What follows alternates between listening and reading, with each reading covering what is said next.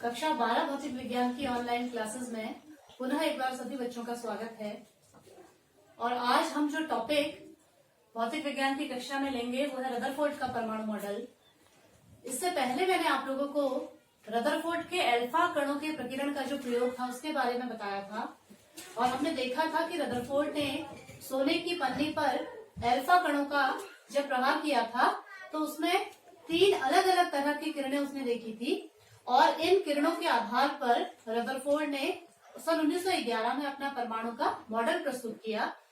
तो बच्चों, उन प्रयोगों से प्राप्त निष्कर्षों के आधार पर रदरफोर्ड ने जो अपना परमाणु का मॉडल दिया, उस मॉडल के आधार पर रदरफोर्ड ने कहा कि परमाणु के ठीक बीच में उसका धनावेश और उसका समस्त द्रव्यमान केंद्रित होता है, जिसे हम नाभिक कहते हैं। और परमाणु का जो ऋणावेश है वो इसके चारों तरफ वितरित रहता है, यानी कि इलेक्ट्रॉन जो होते हैं वो इसके चारों तरफ वितरित रहते हैं। और ये जो इलेक्ट्रॉन होते हैं ये स्थिर नहीं होते हैं, बल्कि वृत्ताकार कक्षाओं में निरंतर घूमते रहते हैं। तो रदरफोर्ड के इस परमाणु मॉडल के अनुसार इलेक्ट्रॉन नाभिक के चारों ओर कक्षाओं में निरंतर चक्कर लगाते रहते हैं और परमाणु का सारा जो धनावेश है वो उसके ठीक बीच के भाग में केंद्रित रहता है और इसे रदरफोर्ड ने नाभिक का नाम दिया। इसके साथ ही रदरफोर्ड ने ये भी कहा कि ये जो धनावेश है परमाणु में और जो परमाणु में जितना भी ऋणावेश है ये दोनों आपस में बराबर होते हैं, जिस कारण परमाणु उदासीन कण है, क्योंकि धनावेश और ऋणावेश दोनों ही बराबर हैं। और हम जानते हैं कि जब भी कोई वस्तु वृत्ताकार मार्ग पर गति करती है तो वृत्ताकार मार्ग पर घूमने के लिए उसे अभिकेंद्र बल की आवश्यकता होती है। ये बात आप लोगों ने 11th क्लास में पढ़ी है। तो यहाँ पर जब ये इलेक्ट्रॉन वृत्ताकार कक्षा में चक्कर लगा रहे हैं तो इन्हें वृत्तीय मार्ग पर घूमने के लिए जो आवश्यक अभिकेंद्र बल है वो इन दोनों के बीच का जो स्थिर वैद्युत आकर्षण बल है, यानी कि धनावेश और ऋणावेश के बीच जो स्थिर वैद्युत आकर्षण बल है, वो स्थिर वैद्युत आकर्षण बल इन दोनों के बीच जो बल है वो वृत्तीय मार्ग पर घूमने के लिए आवश्यक अभिकेंद्र बल प्रदान करता है। तो इस आधार पर रदरफोर्ड ने अपना ये परमाणु का मॉडल प्रस्तुत किया था। लेकिन रदरफोर्ड के इस मॉडल में 2 कमियां थी जिनको कि रदरफोर्ड समझा नहीं पाए थे। तो उन कमियों की बात हम करेंगे कि कौन कौन सी वो कमियां हैं जो रदरफोर्ड के परमाणु मॉडल में थी। तो रदरफोर्ड के परमाणु मॉडल की जो पहली कमी है वो ये है कि इलेक्ट्रॉन जब वृत्ताकार मार्ग पर घूमेगा तो जब भी कोई आवेशित कण गति करता है तो गति के दौरान उस आवेशित कण से लगातार विद्युत चुंबकीय तरंगे उत्सर्जित होती हैं, जिससे इसकी ऊर्जा में निरंतर कमी आएगी। तो अगर इलेक्ट्रॉन वृत्ताकार मार्ग पर घूमते हुए तरंगों को उत्सर्जित करेगा और इसकी ऊर्जा में लगातार कमी आती जाएगी, तो जो इलेक्ट्रॉन इस कक्षा में घूम रहा है इसकी वृत्तीय कक्षा धीरे धीरे छोटी होती जाएगी, क्योंकि उसकी ऊर्जा लगातार घट रही है, इसलिए उसकी कक्षा छोटी होती जाएगी और घूमते घूमते लास्ट में ये इलेक्ट्रॉन नाभिक में गिर जाएगा। जब ये इलेक्ट्रॉन नाभिक में गिर जाएगा तो परमाणु का जो स्थायित्व है वो खत्म हो जाएगा। तो इस थ्योरी के अनुसार परमाणु को स्थायी नहीं होना चाहिए, जबकि हम जानते हैं कि परमाणु स्थायी है। तो एक तो रदरफोर्ड अपने इस मॉडल के द्वारा परमाणु का जो स्थायित्व है इसको नहीं समझा सके। इसके अतिरिक्त जब ये इलेक्ट्रॉन विद्युत चुंबकीय तरंगों का उत्सर्जन कर रहा है तो इसके द्वारा, क्योंकि इसकी ऊर्जा में धीरे धीरे कमी हो रही है, तो इसके द्वारा प्रत्येक ऊर्जा की आवृत्ति की तरंगों का उत्सर्जन किया जाना चाहिए और जो इसका स्पेक्ट्रम प्राप्त होना चाहिए, स्पेक्ट्रम आज से आप सभी परिचित हैं, तो इस हिसाब से इसका जो स्पेक्ट्रम होना चाहिए वो सतत स्पेक्ट्रम होना चाहिए, यानी कि स्पेक्ट्रम जो है वो इस तरह से होना चाहिए, क्योंकि इसमें सभी आवृत्ति की तरंगे हैं। तो सभी आवृत्ति की तरंगे अगर मौजूद हैं तो स्पेक्ट्रम सतत होना चाहिए, यानी कि लगातार आना चाहिए। लेकिन जब वास्तव में इसके स्पेक्ट्रम को देखा गया तो ये जो स्पेक्ट्रम था वो सतत न होकर रेखीय स्पेक्ट्रम था और इस रेखीय स्पेक्ट्रम में कुछ कुछ दूरी पर बारीक चमकीली रेखाएं कुछ कुछ दूरी पर पाई गई। तो स्पेक्ट्रम को देख करके इस बात का पता चला कि जो ये इलेक्ट्रॉन ने तरंगों का उत्सर्जन किया वो सभी आवृत्तियों की तरंगे नहीं थी, बल्कि कुछ विशेष आवृत्ति की तरंगों का उत्सर्जन किया गया। इसीलिए जो स्पेक्ट्रम था वो सतत न होकर के जो है इस तरह का स्पेक्ट्रम वहां पर प्राप्त हुआ। तो ये जो दो कमियां थी वो रदरफोर्ड के परमाणु मॉडल में थी और इन दोनों ही कमियों को रदरफोर्ड नहीं समझा पाए। तो इस कारण से रदरफोर्ड का जो ये मॉडल था ये फेल हो गया और इसके बाद नील्स बोर जो वैज्ञानिक थे उन्होंने रदरफोर्ड के परमाणु मॉडल में ही कुछ सुधार किए, कुछ करेक्शन किए, अपनी कुछ कल्पनाएं उन्होंने, कुछ अभिग्रहित उन्होंने दिए और अपने उन अभिग्रहितों के द्वारा उन्होंने रदरफोर्ड के इसी परमाणु मॉडल में सुधार करके उन्हें समझाया। तो इसके बाद मैं बताऊंगी आपको कि नील्स बोर ने रदरफोर्ड के परमाणु मॉडल में क्या क्या सुधार किए। तो जो रदरफोर्ड के परमाणु मॉडल की जो कमियां थी वो नील्स बोर ने अपने परमाणु मॉडल में जो है उन कमियों में थोड़ा सा सुधार किया। और कैसे उसने सुधार किया, आप लोग प्लैंक्स की जो थ्योरी है, प्लैंक्स जो कांस्टेंट है, वो आप लोगों ने जो इससे पहले जो चैप्टर पढ़े हैं प्रकाश वाले उसमें आप लोगों ने पढ़ा है।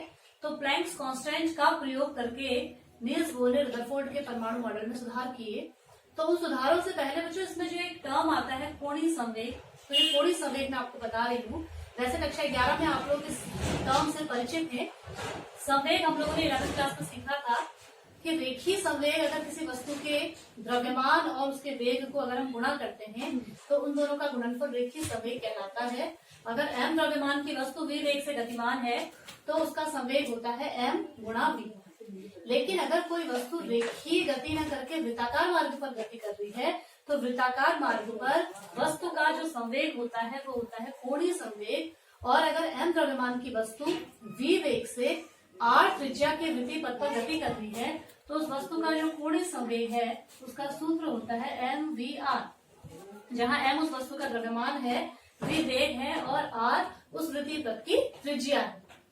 तो नील्स बोर ने जब रदरफोर्ड के परमाणु मॉडल में करेक्शन किया तो सबसे पहला जो करेक्शन नील्स बोर ने किया वो ये किया कि नील्स बोर ने ये कहा कि इलेक्ट्रॉन जब परमाणु के नाभिक के चारों ओर चक्कर लगाएंगे तो ऐसा नहीं कि किसी भी कक्षा में चक्कर लगा सकते हैं, वो केवल कुछ निश्चित कक्षाओं में ही घूमेंगे। और ये निश्चित कक्षाएं कौन सी होंगी?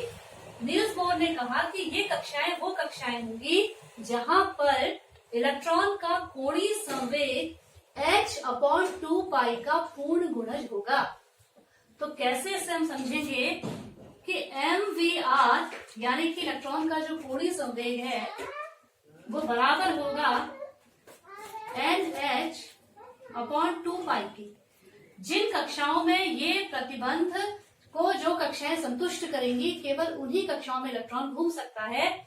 यहाँ पर h प्लैंक्स कांस्टेंट है, 2π एक नियतांक है, mvr इलेक्ट्रॉन का कोणीय संवेग है जहाँ पर n इलेक्ट्रॉन का द्रव्यमान होगा, v इलेक्ट्रॉन का वेग होगा और r उस वृत्तीय कक्षा की त्रिज्या होगी जिसमें कोई इलेक्ट्रॉन घूम रहा है। और ये जो n है बच्चों, इस n का जो मान है वो कोई भी पूर्ण संख्या हो सकती है। तो इस n का मान 1, 2, 3, 4 इस तरह से कोई भी मान इसका हो सकता है। यानी कि h/2π 2h/2π ये प्रतिबंध जहां पर संतुष्ट होगा उन्हीं कक्षाओं में इलेक्ट्रॉन चक्कर लगाएगा।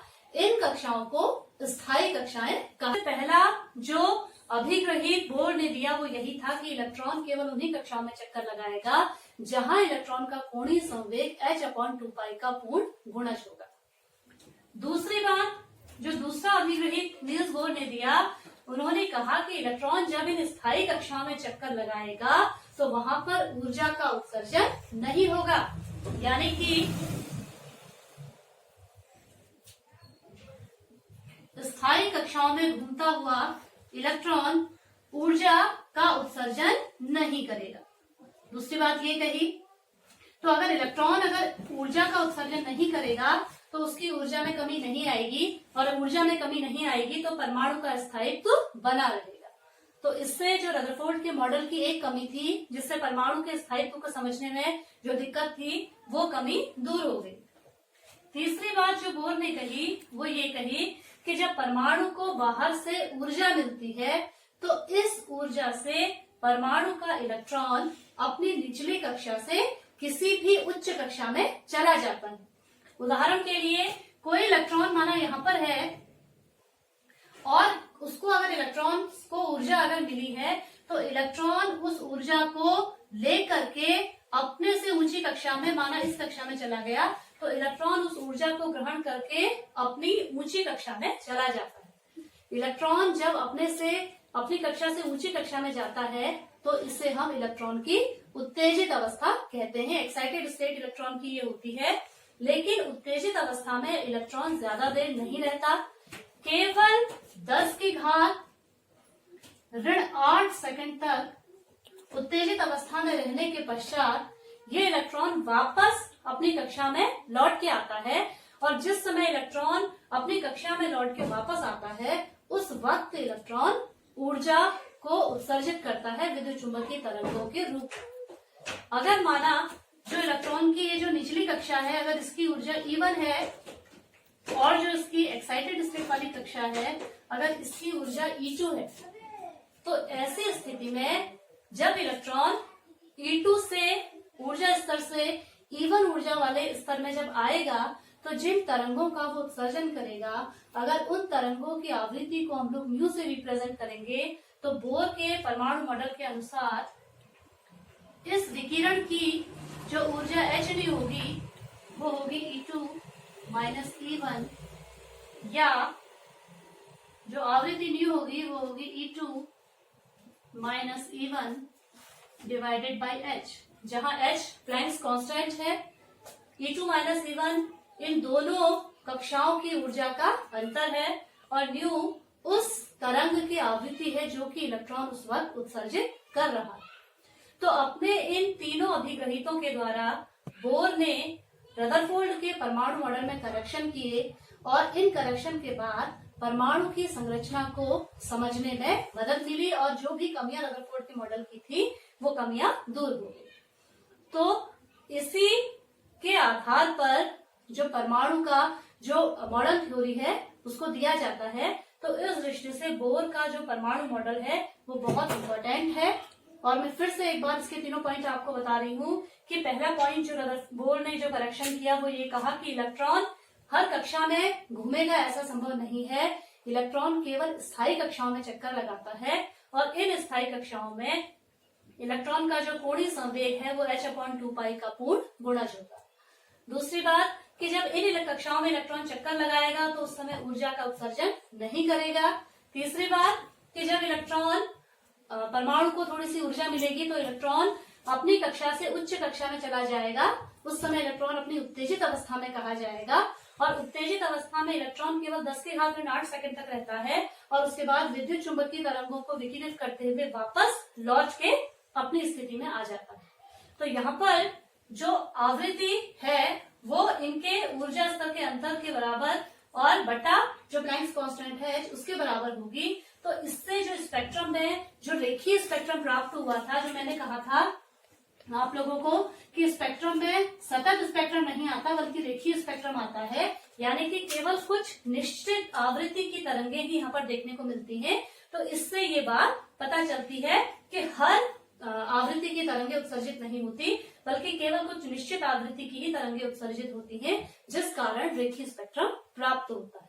तो ये है बोर का परमाणु मॉडल।